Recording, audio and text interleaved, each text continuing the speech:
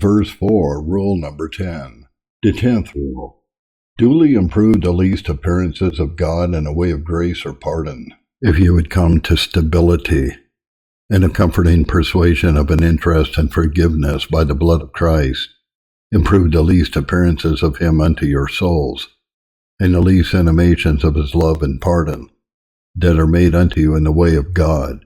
The spouse takes notice of her husband, and rejoices in him, when he stands behind a wall, when he doth but look forth at the window and show himself at the lattice, when she could have no clear sight of him. Song of Solomon 2, verse 9. She lays hold on the least appearance of him to support her heart with, and to stir up her affections towards him. Men in dangers do not stir still to wait until something presents itself to them that will give assured deliverance, but to close with that which first presents itself to them, that is of the same kind in nature with what they look after. And thus God does in many places express such supports as give the soul little more than a possibility of attaining the end aimed at, to Zephaniah 2:3. It may be ye shall be hid in the day of the Lord's anger.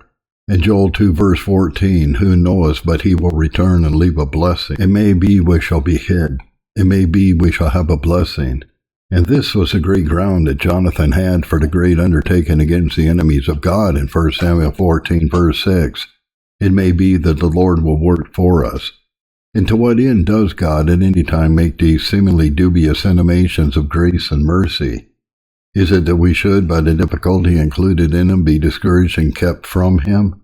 Not at all. He speaks nothing to deter sinners, especially distressed sinners, from trusting in him. But his end is that we should close with and lay hold upon and improve the least appearances of grace, which this kind of expression gives unto us. When men are in a voyage at sea, and meet with a storm or a tempest which abides upon them, and they fear it will at last prevail against them, if they make so far a discovery of land as that they can say, it may be there is land, it may be it is such a place where there is a safe harbour, none can positively say it is not, there lies no demonstration against it. In this condition, especially if there be no other way of escape, delivery, or safety proposed to them, this is enough to make them follow on that discovery, and with all diligence to steer their course that way, until they have made a trial of it to the utmost. The soul of which we speak is afflicted and tossed and not comforted. There is in the intimation of grace and pardon intended a remote discovery made of some relief. This may be Christ, it may be forgiveness. This it is convinced of. It cannot deny but at such or such a time, under such ordinances or in such duties, it was persuaded that yet there might be mercy and pardon for it. This is enough to carry it to steer its course constantly that way, to press forward into that harbour which will give it rest.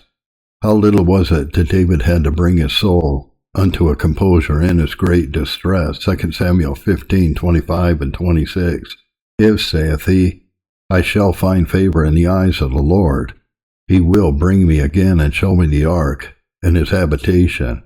But if he thus say, I have no delight in thee, behold, here I am, let him do to me as seemeth good unto him. He is nothing but sovereign grace to rest upon, and that he gives himself to.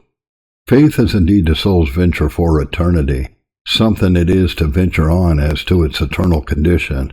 It must either adhere unto itself for its own vain hopes of a righteousness of its own, or it must give over all expectation and lie down in darkness, or it must shout out all dreadful apprehensions of eternity by the power and activity of its lusts and carnal affections, or it must, whatever its discouragements be, cast itself upon pardon and the blood of Jesus Christ. Now if all the former ways be detestable and pernicious, if the best of them be a direct opposition to the gospel, what has the soul that inquires after these things to do but to adhere to the last, and to improve every encouragement, even the least, to that purpose?